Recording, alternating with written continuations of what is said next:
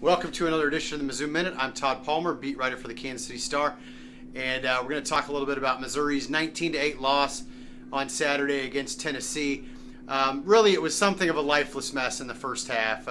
Missouri had 62 yards on 27 plays. The defense, while they did a better job in the red zone, was giving up some chunk plays. Jalen Hurd, the running back for the Volunteers, had 108 yards at halftime. Missouri hadn't given up a 100-yard rusher since the SEC championship game last year against Derrick Henry of Alabama. So overall, just not a good first half. And the players, by and large, denied it or said that they were able to get refocused before the game. Gary Pinkel said the same thing, but I just find it hard to believe that the emotional toll of the last couple weeks, and especially this last week, as they dealt with all the questions about Gary Pinkel's legacy and the fact that he was no longer going to be their coach and prepared for senior day, of course, because this was also the last home game for 21 seniors on the team. I find it difficult to believe that didn't play a role in the struggles Missouri had in that first half. That's not to say that Tennessee wasn't the better team. That's not to say that Tennessee didn't deserve to win this game. I just think that Missouri probably absolutely could have played better and probably would have maybe during another season or under different circumstances. The second half wasn't so bad. Missouri actually outscored Tennessee 8-3 in the second half. The defense was actually very good in the second half. Only a couple teams have limited Tennessee to less than the 337 yards that the Volunteers managed in this one.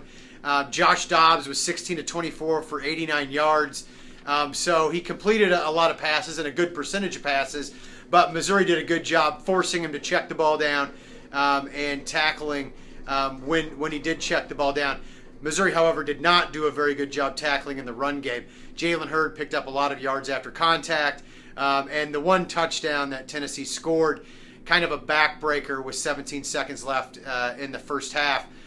Josh Dobbs broke several tackles on the way to the end zone on an 8-yard run. Not the way that Gary Pinkel deserved to go out. I know there was a lot of disappointment about it. There was a lot of talk about how he felt like he had let the team down.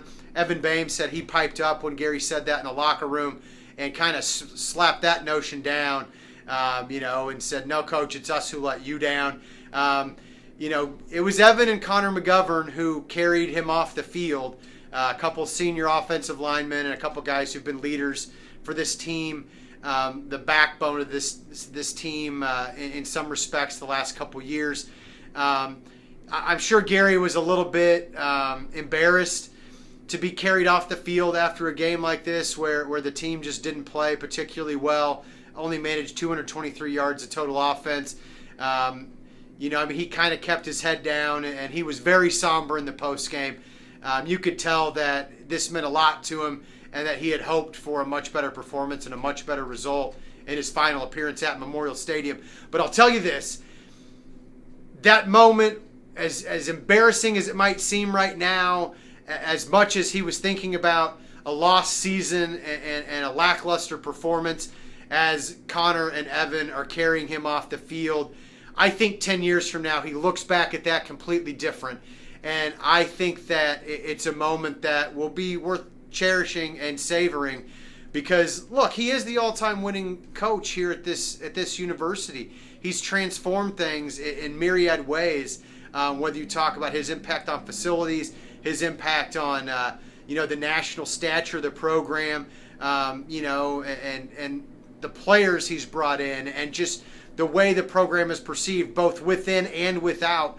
Gary Pinkel deserved to be carried off the field tonight, win, lose, or draw. So kudos to Evan and Connor. And I'd be remiss if I didn't mention Evan Boehm breaking the all-time consecutive start record. He's got 51.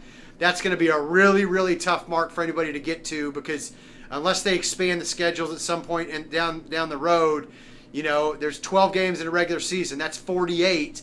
Evan's probably going to end up with 52 unless they can somehow beat Arkansas and he can go to a bowl game. But you're going to have to be on a team that either goes to a bowl game every year or mixes a conference championship game appearance in there if you're ever going to catch Evan BAME anytime soon for that consecutive starts record. And, as much as he loves being Mr. Mizzou, he's got the old school Truman the Tiger logo over his chest. I can't think anyone who deserves it more. So congratulations to Evan on getting that record. We'll have more next week during Thanksgiving. You're bored talking with your family. You want to read about Missouri and the build up to Friday's game. Don't forget it's on Friday down in Fayetteville. Come to kansascity.com and we'll take care of you.